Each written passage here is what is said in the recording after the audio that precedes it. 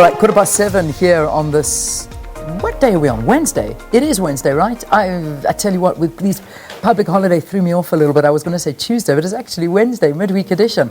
So the decision by the North Gauteng High Court ordering consulting firm Trillian to repay nearly 600 million rand to Eskom has provided a glimmer of hope for the state-owned entity. The court ruled that several decisions linked to Trillian were unlawful and invalid. While many may view this as a victory for Eskom, Ted Blom, mining and energy advisor, says this figure is very significant considering the amount of money Eskom actually needs. Ted's in studio with us now. Good to have you. Welcome. Good morning. So it's a step in the right direction, but you gave me a sort of, we want 240 years if this is what we have to go by. Tell everyone what you just told me. Okay, yes, certainly. If this is the pace of recovery, it's going to take us more than 240 years to recover all the amounts that are due to Eskom. Yeah, we don't have that on our hands. In fact, due to the public, because the public has been overpaying for electricity services for the last 10 years. Yeah, it's incredible. I mean, 600 million rand, certainly not an amount to be scoffed at. It's a lot of money. Sure. But just gives you the size of the problem, yeah. I suppose it pales in comparison to what the real figure actually stands at. Absolutely. And I'm a bit disappointed in the pace of recovery. You know, this information has been available for more than 3-4 years now. And I've personally handed a dossier to the SIU, which will sort out 10 billion rands of Eskom's problems, and they've just been sleeping on it. It's been more than a year, a worked out dossier, ready for the court roll, and they've just been sleeping on it. So it seems to me that some people are keen to make some moves, and other people are keen to just sleep on things and not do any moves. Yeah. And so that means selective sort of prosecution, and that's not good news. What we need is comprehensive prosecution and pursuit of all the monies that are due to the public and to Eskom. Because as soon as Eskom gets the money, it will reduce the burden on the public. If you recover all the money due to Eskom, you can more than halve the price of electricity to you and me. So let's just talk to that figure again. By your calculations, if I'm not correct, and please correct me if I am wrong, you say that in fact it's 1.4 trillion that Eskom is owed. Eskom has squandered or spent or stolen 1.4 trillion rand excess from the public over and above what was entitled to get. Wow. I mean, that is money that I don't think any of us know how many zeros are in that. Perhaps a coincidence that the company's name of the consultant. It's about a third of the GDP of the country. You've also asked for a full forensic audit of Eskom. What is your basis on this, on your query? Well, the Eskom debt stands at about 500 billion if you follow Eskom's numbers. If you scrub the debt and you take out the irregular expenditure that's been funded via debt and the stealing that's been funded via debt, you can probably clean up about 300 billion of the 500 billion. And the only way to justify that is to do it through a forensic audit. Let me give you some quick numbers, very quick numbers. You can scrub 100 billion of fraud money out of Medupi. It's overpriced by more than 100 billion. Ditto for Kusile, another 100 billion.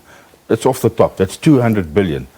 Ingula is 30 billion, which is overcharged compared to what the quote was. So that's 230 billion. On the coal account, it's 40 billion a year. You know, on the RE, it's 50 billion rand this year and growing. So if you add those numbers up, those are the numbers that have been funded by debt. If you take that out of the debt, Eskom sits with a debt of about 150 billion.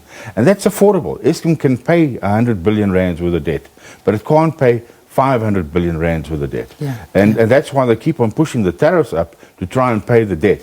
If you just kill the debt to where it should be, we can actually halve the tariffs of electricity. And I think the public needs to demand that to happen. Yeah. You also talk to the ongoing SIU investigations. I mean, let's put Trillian aside. We've got some form of result coming from there. You're also saying that they're being far too slow on these investigations. And who else are they looking into? Well, they should be, firstly, I mean, they should have started with the people, well, firstly, the Public Protector's report. I mean, that was the breakthrough in confirming that there's fraud and corruption at Eskom. I've been crying, you can go back and Google, I've been crying about Eskom fraud and corruption since 2008. It's actually on public record, initially through carte blanche, etc., etc. So they need to then collate all that information, pull in the people who can help them guide where that information was sourced from, and then put actions together. As I said, I've handed in their hands a full worked out dossier, and it's a year later and nothing has happened. That type of behavior is not acceptable. Yeah, this needs to be sped up. It's our money. It is, indeed it is. Ted, as we wrap the interview, with the state of finances at Eskom and the way it's sitting right now, how much longer can the company sustain itself, and also how long can it go without load shedding? Well, financially, it's already dead. I've said that by March it will be dead, and I forecast that 5 years ago. And I think effectively it's dead. It's been held by monthly, it's held alive, or on life support by monthly bailouts from the government or via various channels. In terms of load shedding, I think it's a miracle that we haven't had load shedding up to now. And it's winter. However, our neighboring countries who rely on Eskom have had load shedding. You need to be aware of that. Zimbabwe, Zambia, Namibia and Botswana have had load shedding. So this time around, it seems to me Eskom has load shedded the foreign entities rather than the local entities. But I think they've also probably done a lot of buybacks of power, and which we'll only find out when they eventually publish the financial results. And secondly, I guess they're burning diesel at a rate of knots. Sure. And that we'll only find out later on as well. But yes, so far so good. But they themselves have forecast 26 days of load shedding before the end of August. Yeah. So we could be, if that still holds true, and we'll hear about that in the next 48 hours when the President delivers his State of the Nation speech. If that still holds true, then South Africans need to get together and be ready for a very serious bout of load shedding. All right, let's leave it there. Ted Blom, thanks so much for talking to us. Also, remember that Treasury should be giving us an update on Eskom and funding towards Eskom as well. Ted Blom is a mining and energy advisor discussing Eskom and that judgment now that Trillian should be paying 600 million rand back to the energy provider.